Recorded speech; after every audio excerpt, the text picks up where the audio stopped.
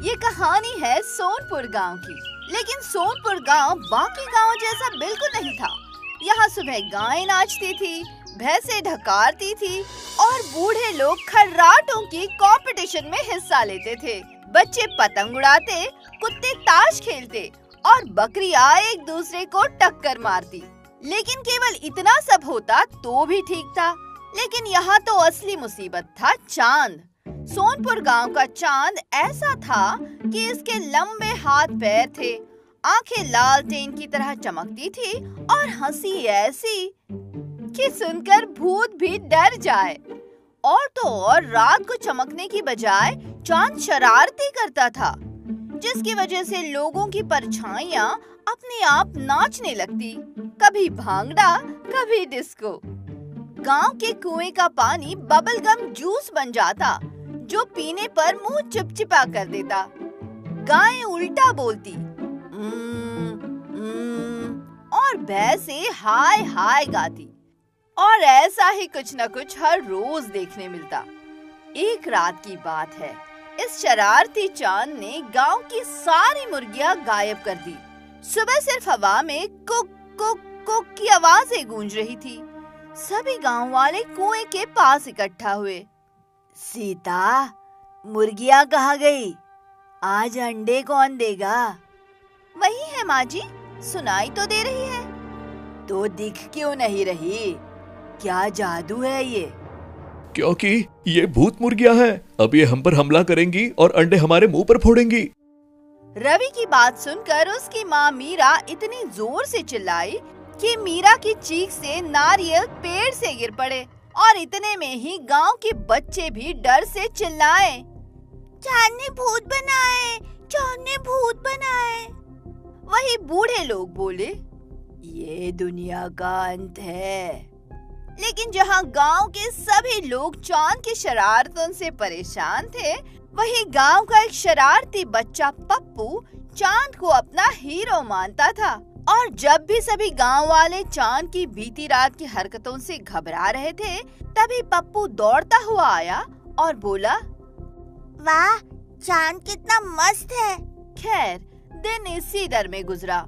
लेकिन शाम होते होते लोगों के मन का डर और सस्पेंस बढ़ गया। सभी सोचने लगे कि चांद की अगली शरारत क्या होगी। गांव में केवल चांद अकेला मुसीबत नहीं था। रवि के घर में रोज मीरा और सीता की सास बहू वाली कुश्ती चलती थी। हमारे जमाने में बहुएं सूरज के साथ उठती थी, चूल्हे पर रोटियां बनाती थी और सास की सेवा करती थी। हमारे जमाने में तो अलार्म घड़ी होती है, रोटी मशीन से बनती है और सास को चाय पिलाकर काम खत्म। तुम्हारी मशीन की रोटी तो पत्थर जैसी होती है, मेरे अचार का स्वाद भी बिगाड़ देती है। तो आप पत्थर खाकर दांत मजबूत कर लीजिए और अचार मुझे दे दीजिए माँ जी। रवि भले ही अपने परिवार में इकलौता आदमी था, लेकिन जब उसकी बीवी और उसकी माँ आपस में लड़ाई करते थे तो वो निंजा की स्पीड से दौड़ लगाता था। तो जैसे ही आज सुबह मीरा और सीता की तू मैं शुरू हुई, रवि अपनी निंजा चाल से कोने में छिप गया। लेकिन तभी शर्मा परिवार दरवाजे पर आ धमका। शर्मा परिवार गांव के चुगलखोर चैंपियन थे, जो कि इतने नाक घुसाऊ थे कि मच्छर तक इनसे दूर भागते हैं। मीरा जी, कल रात चांद ने मेरे पति के मूंछों को चमकदार बना दिया। अब वो जुगनू लग रहे हैं। मैं रात को बाहर निकला तो कुत्ते मेरे पीछे भागे। एक कुत्ते ने तो मूंछ काटने की कोशिश की और मेरी किताबें उड़ने लगी। चांद ने उन्हें परिंदे बना दिए। रवि ने देखा कि मिस्टर शर्मा की मूंछें लाल, नीली, हरी डिस्को लाइट की तरह झपक रही थी। वो हंसते हंसते जमीन पर लौट गया। तभी पप्पू कूदता हुआ आया। वाह चांद भैया, आप तो कमाल हो, मुझे भी अपनी टीम में लो ना। हे ठीक है पप्पू, आज रात तुझे मेरा असिस्टेंट बनाता हूँ। और गांव वालों तैयार रहो, अब और बड़ा धमाका होगा। गांव वालों के चेहरे पर डर छा गया। रात को क्या होने वाला था? आधी रात को चांद ने अपने लंबे हाथ रगड़े और पप्पू को बुलाया। पप्पू चलो मजा दुगना करते हैं। देखते हैं कल सुबह कौन छत पर उल्टा लटकता है और कौन जमीन में गड़ा मिलता है। पप्पू ने जमीन से चांद को गांव वालों को परेशान करने के लिए कई सारे नए नए आइडियाज दिए और गांव में अगली सुबह चारों तरफ अफरा तफरी मच गई। गांव में अगली सुबह सीता एक जॉइंट कद्दू के अंदर जागी। वो चिल्लाई, ये क्या माजरा है? मैं सब्जी बन गई। कहीं अब मुझे कोई पकाकर खा न जाए। वहीं उसका पति रवि पंखे से उल्टा लटक रहा था, खर्राटे मारते हुए। उसकी पगड़ी हवा में लहरा रही थी और सास मीरा हवा में तैर रही थी और चिल्ला रही थी, मैं भूत बन गई। मेरे अचार का क्या होगा? कहीं अब मेरी बहू मेरी रेसिपी ना चुरा ले। वहीं दूसरी तरफ शर्मा परिवार का हाल और बुरा था। मिसेस शर्मा के बाल 10 फीट लंबे हो गए, 1000 गांठों में उलझे। वो बोली, मेरे बाल काट दो वरना मैं पेड़ बन जाऊंगी। उनके बेटे राजू का सिर गोभी में बदल गया। वो रोया, मम्मी अब मुझे कौन खाएगा? मैं तो सलाद बन गया। और मिस्टर शर्मा मटके में फंस गए। सिर्फ उनकी चमकती मूंछें बाहर झांक रही थी। साथ ही गांव के जानवर भी परेशान थे। एक कुत्ता बोला, वाह वाह वाह, ये क्या तमाशा है? एक बकरी चिल्लाई, मैं तो उड़ने लगी थी। गांव में ऐसी अजीबोगरीब हरकतें होते देखकर शैतान पप्पू, जो ये सब कुछ पहले से ही जानता था, हंसते हंसते जमीन पर लोट-पोट हो रहा था, क्योंकि आखिरकार ये सब उसी के शैतानी दिमाग की हरकत जो थी। खुश होते हुए पप्पू चांद से बोला, चांद भैया आप तो सुपरस्टार हो, बताओ आज रात को क्या करेंगे?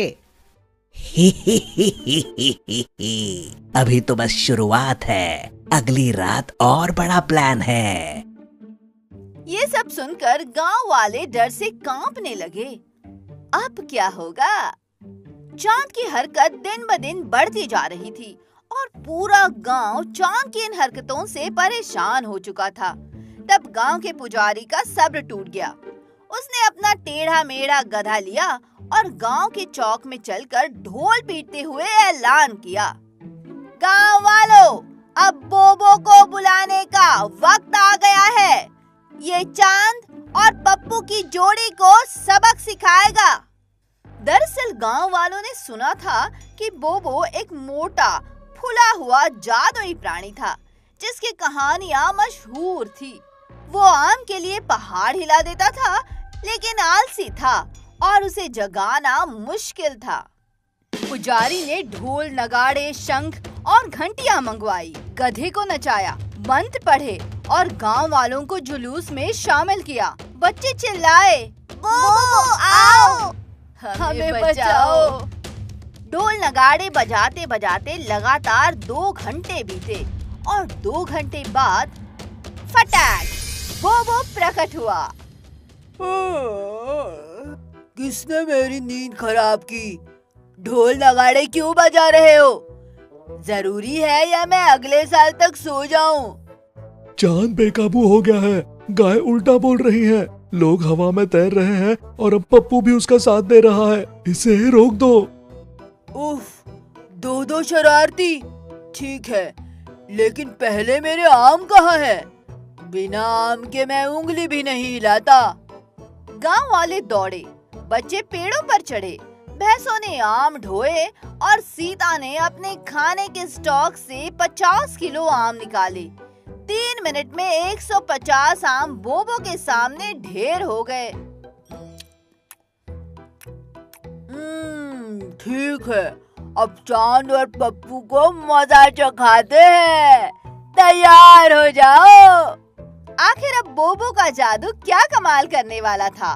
चांद की हरकतों से बोबो परेशान हो जाएगा या बोबो का जादू चांद की शरारतों पर भारी पड़ने लगेगा? अगली रात चांद की शरारतें शुरू होती है।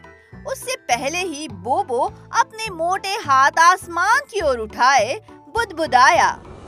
होक्स पोक्स सुपर जोक्स, चांद पप्पू को दे दो शॉक्स। झटाक, चांद के हाथ पैर गायब हो गए। ये क्या, मेरे हाथ पैर कहाँ गए? मैं अब शरारत कैसे करूँगा? अरे थोड़ा ब्रेक ले लो दोस्त, अभी तो खेल शुरू हुआ है। फटाक, चांद का चेहरा अनानस में बदल गया। उसकी हंसी हिचकी में बदल गई। फटाक, चांद इंद्रधनुष छींकने लगा। आछू! हर छींक से रंग बिरंगे बादल निकलते जो शर्मा के घर पर गिरे। बदबू ऐसी, सड़ते अचार, पुरानी जुराबे और गीले कुत्ते का मिक्स। पप्पू पर भी जादू हुआ। उसकी नाक लंबी हो गई जैसे पिनाकियो की तरह, और हर बार हंसने पर उससे बुलबुले निकलते। अरे बोबो, ये क्या कर दिया? मैं तो गुब्बारा बन गया। गांव वाले हंसते हंसते लोट-पोट हो गए। ये बदबू मेरे बालों में घुस गई। अब मेरे 10 फीट के बाल और बेकार हो गए। मम्मी, अब तो मक्खियाँ भी मुझसे दूर भाग रही हैं। बोबो, ये बहुत हो गया, मेरी हंसी वापस दो। अभी तो दूसरा राउंड बाकी है। उसने फिर जादू किया और चांद की पूंछ निकल आई और वो कुत्ते की तरह भौंकने लगा। बो बो। पप्पू की नाक अब सर्कस के जोकर जैसे हॉर्न की आवाज निकालने लगी। हॉन्क हॉन्क। गांव में हंसी का तूफान आ गया। सस्पेंस बरकरार। क्या चांद और पप्पू हार मानेंगे? चैप्टर 6, चांद और पप्पू की हार।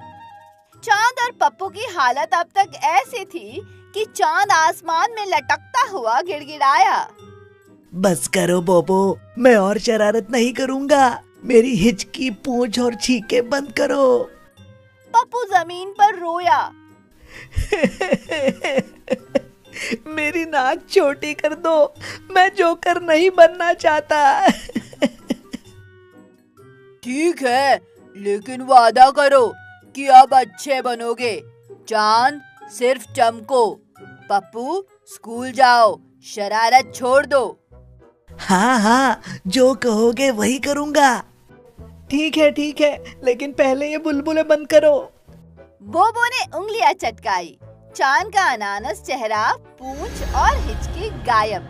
वो फिर से गोल चमकता हुआ बन गया। पप्पू की नाक नॉर्मल हो गई, लेकिन बोबो ने चुपके से 2 श्राप दिए कि चांद जब शरारत सोचेगा तो उसके पेट से मेंढक की तरह गुर गुर आवाज आएगी और चमक धीमी पड़ जाएगी। वही पप्पू की हंसी अब बत्तख जैसी क्वैक क्वैक होगी। अरे नहीं। अरे ये क्या भला है? चैप्टर 7, गांव की नई शुरुआत और आखिरी तमाशा। बोबो के जादू का ऐसा कमाल हुआ कि चांद अब गांव वालों का दोस्त बन गया। वो मोटी मोटी प्यारी शरारतें करता, लाइक केले बोलते थे, हाय मैं केला हूँ। गाय कलाबाजी करती थी और भैंसे हाय हाय गाती थी। पप्पू स्कूल जाने लगा, लेकिन उसकी क्वैक क्वैक हंसी से क्लास में हंगामा मचता। शर्मा परिवार चुप हो गया क्योंकि उनकी इंद्रधनुषी बदबू अब तक नहीं गई थी। अब तो चाय की केतली भी मुझसे दूर भागती है। और मेरे बालों को देखकर कौवा भी डर जाता है। बोबो अपने आम के पेड़ पर लौट गया। उसने 500 आम खाए और 500 साल तक खर्राटे मारे। रवि का हाल वही, सास की बहस और बीवी के ताने, लेकिन अब वो चांद को देखकर मुस्कुराता। कम से कम मैं इंद्रधनुष नहीं छींक रहा, ना ही मेरा पेट गुरगुर कर रहा है। गांव में शांति होने के बाद एक रात कुआं अचानक गाने लगा। चांद ने मचाई थी आफत सारी, पप्पू ने बढ़ाई थी मुसीबत भारी, बोबो ने सिखाई अकल दोबारा, अब हंसी है खुशी है गांव हमारा। और कुएं के इस पोएम को सुनकर गांव वाले हंसे, लेकिन बिना किसी जादू के, सिर्फ मजे में। लेकिन आखिरी ट्विस्ट बाकी था। अगली पूर्णिमा को चांद ने सोचा एक छोटी शरारत तो बनती है। तभी उसका पेट बोला गुर्र गुर्र गुर्र और वो डर के मारे चमकते हुए छिप गया।